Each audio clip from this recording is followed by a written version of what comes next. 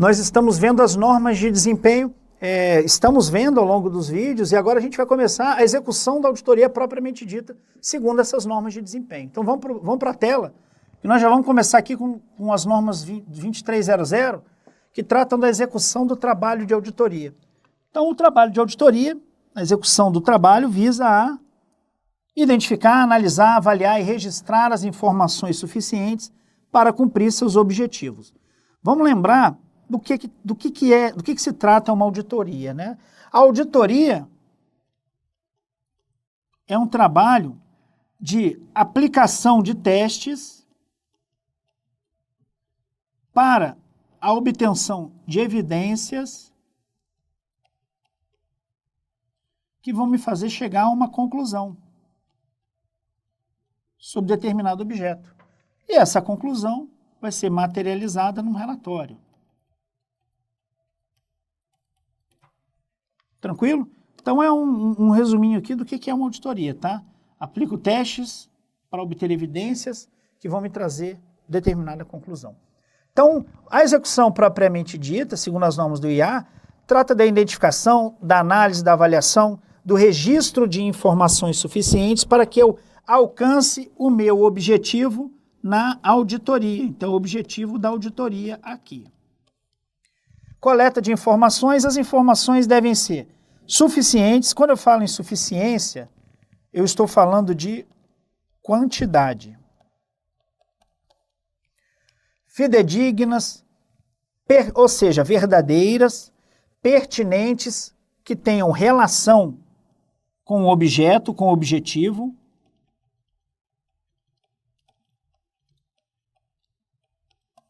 E devem ser úteis, né? Para que eu alcance esses objetivos.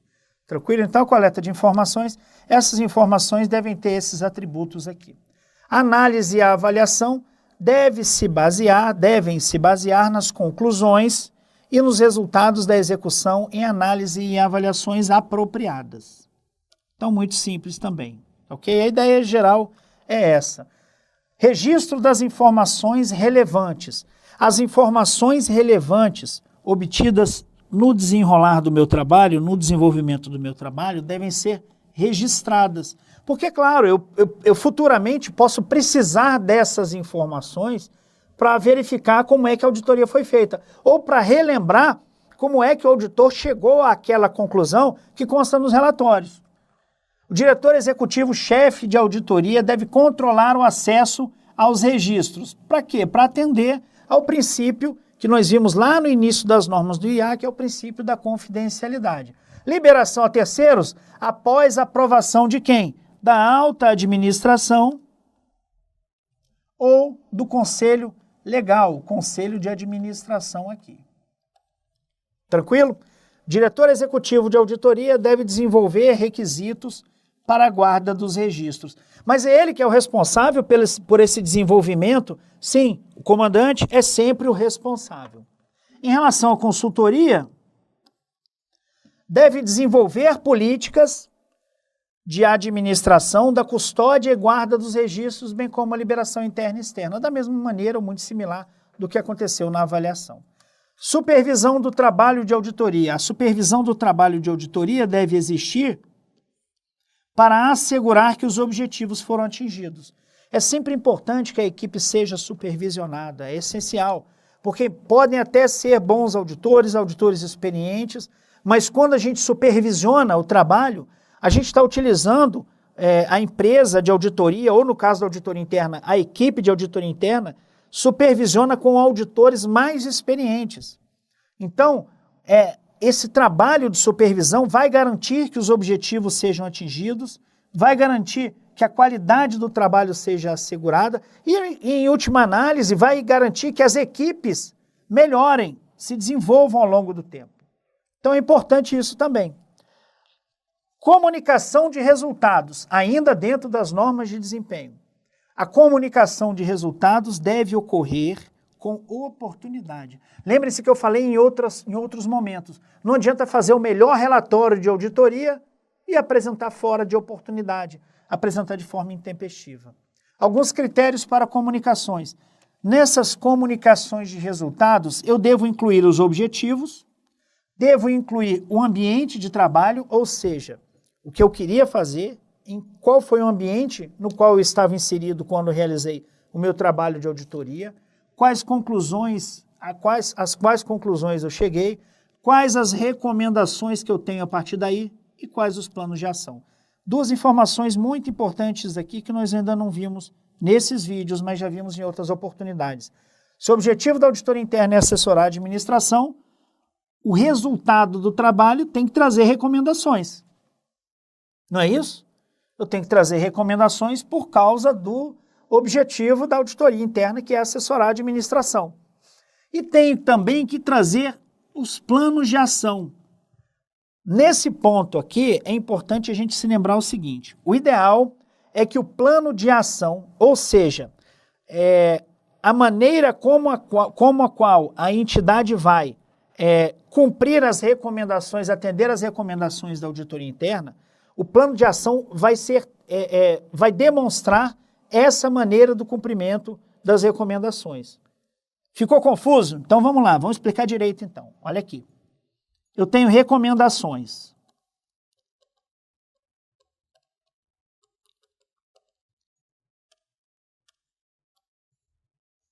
Se são recomendações, já que a auditoria interna, inclusive, faz parte da entidade, eu posso acatar, sim, ou não. Eu vou acatar essas recomendações ou não.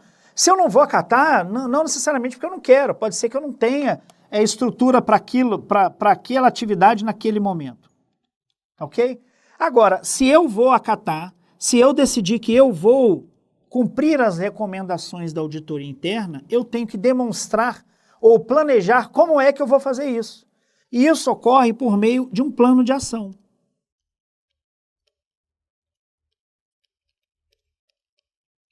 Nesse plano de ação, o gestor vai demonstrar para mim, vai demonstrar para a auditoria interna, como ele vai cumprir, quem é o responsável e qual o prazo. Regra geral é isso. Tá ok? Então, como eu tenho recomendações, eu sou auditor interno, tenho que recomendar, eu tenho também um plano de ação. Aqui nas normas do IA, elas estão falando que o plano de ação vai fazer parte da comunicação de resultados. Tá, não tem problema. Em regra, quando a gente fala de plano de ação, a gente está falando que quem faz isso é o gestor. Mas nesse caso específico, não criem confusão com a norma. A norma está dizendo que os planos de ação vão fazer parte dessa comunicação de resultados. Agora, diferenças de avaliação para consultoria. Na avaliação, comunicação final vai trazer uma opinião geral ou as conclusões do auditor interno. Por quê? Porque ele está avaliando. Se ele está avaliando, ele vai ter que trazer a opinião dele sobre a sua avaliação. E o incentivo a reconhecer o desempenho satisfatório. Aqui, nesse ponto, a gente tem que lembrar o seguinte, resumindo aqui, apontar boas práticas.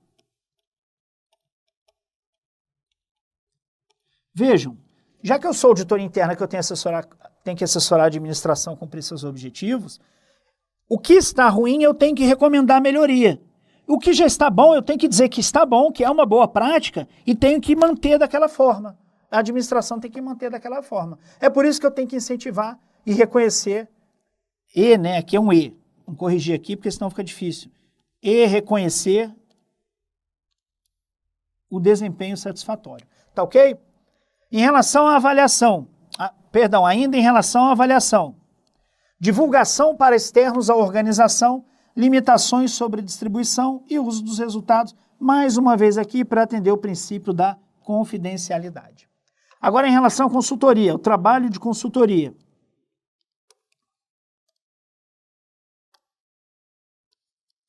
A comunicação sobre o progresso e os resultados variam conforme a forma e o conteúdo, dependendo da natureza do trabalho de consultoria e das necessidades do cliente. Mais uma vez a gente vê aqui que o trabalho de consultoria é muito mais flexível do que o de avaliação, o que é natural, né, pessoal? Ainda em relação à comunicação dos resultados com oportunidade. A qualidade das recomendações. As recomendações, as comunicações, os relatórios devem ser precisos, objetivos, claros, concisos, construtivos, completos e oportunos. Rapidamente, preciso deve ser, não deve conter incorreções, não deve conter imprecisões. Objetivos imparciais, lembrar que a gente aqui está falando da imparcialidade quando a gente fala de objetividade, tá ok? Então a objetividade aqui está relacionada à imparcialidade. Clareza de um texto, o texto tem que ser claro, eu tenho que entender qual é a recomendação, tem que ser conciso, eu não posso me estender muito num relatório, porque a própria alta administração não vai poder, e nem o conselho de administração, ler um relatório de 200 páginas. Então eu tenho que ser conciso nas minhas abordagens. Construtivo, nós já vimos isso aqui, das boas práticas. Inclusive, quando eu estou falando dos problemas, eu tenho que trazer as críticas de forma construtiva, porque o objetivo é assessorar, é melhorar. Completas e oportunas, que nós já vimos várias vezes. Erros e omissões na comunicação final. O diretor executivo de auditoria comunica a informação correta a quem recebeu a comunicação original. Se ele distribuiu o relatório para 10 áreas e depois verificou que houve um erro ou uma omissão nessa comunicação, nesse relatório, ele vai ter que repassar essas informações corretas para quem teve as informações iniciais. Natural, né? Divulgação da não conformidade com as normas. Aqui é no caso de eu não ter conformidade, de eu identificar que não houve conformidade com as normas. Se eu tiver, nesse caso, um impacto no trabalho específico, eu vou divulgar qual norma, né, cuja conformidade não foi atingida, a razão para essa falta de conformidade e o impacto dessa não conformidade no relatório de auditoria. Então, bastante simples. Eu tenho uma não conformidade com as normas, essa falta de conformidade pode trazer um impacto no trabalho específico que eu estou realizando, então eu tenho que divulgar qual norma, por que ela não foi, por que eu estou dizendo que não houve a conformidade e o impacto que essa não conformidade vai trazer no trabalho de auditoria. Disseminação de resultados por meio da diretoria executiva ou do diretor executivo de auditoria. O comandante é sempre o responsável. Em relação à avaliação, é o responsável por comunicar os resultados finais às pessoas. Simples, né? Ele é o responsável. Durante a execução dos trabalhos, vai identificar, é o responsável por identificar o gerenciamento de riscos, os controles e a governança corporativa. E os assuntos significativos para a organização devem ser comunicados à alta administração e ao conselho de administração. Até aqui tranquilo? Monitoramento do progresso. Diretor executivo de auditoria, ainda ele, deve estabelecer e manter sistema para monitorar o estágio das ações decorrentes dos resultados apresentados à administração. Lembra que eu falei para vocês agora há pouco que nós temos recomendações e temos um plano de ação?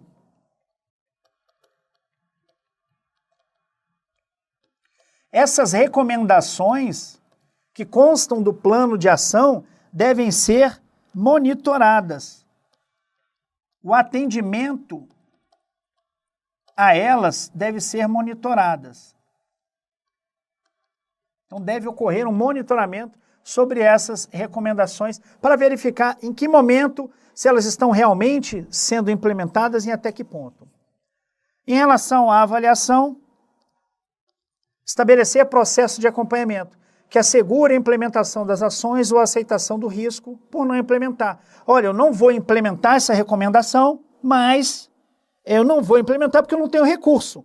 Eu aceito o risco, mas eu não tenho recurso para implementar. E em relação à consultoria, monitorar a liberação dos resultados na extensão combinada, na extensão que eu combinei no início dos trabalhos. Resolução da aceitação de riscos pela administração. O diretor executivo de auditoria se ele considera que o nível de risco residual assumido pela alta administração não deveria ser aceito pela organização, ele deve revisar o assunto. Ou seja, olha, eu entendo que esse nível de risco não deve ser aceito. Então, antes de mais nada, ele vai revisar esse assunto. Se ainda assim não há consenso, olha, realmente eu identifiquei que esse nível de risco não deveria ser aceitado. Ele deve levar esse problema à diretoria executiva da empresa e à alta administração. Para quê? Para que eles apresentem essa matéria ao conselho. Quem é que vai decidir no final? Conselho de administração. Tranquilo? Então, resumindo aqui, para a gente encerrar esse tópico, primeiro, o diretor executivo de auditoria entende, vou colocar aqui, ó, Direx Audi, entende contrário à administração. Tópico 2, o Direx Audi revisa. Momento 3, mantém o entendimento.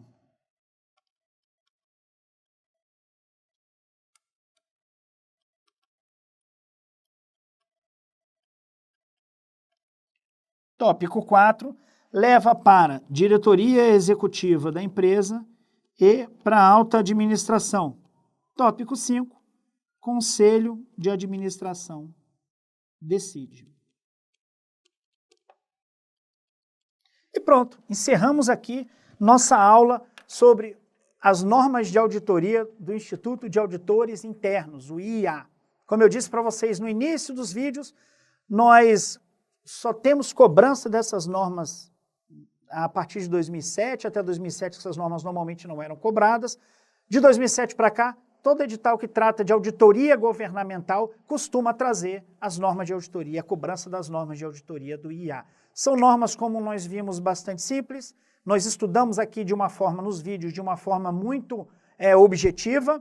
No PDF nós temos um material mais completo, obviamente. E no próximo vídeo nós vamos gravar uma série de questões sobre as normas de auditoria do IAA.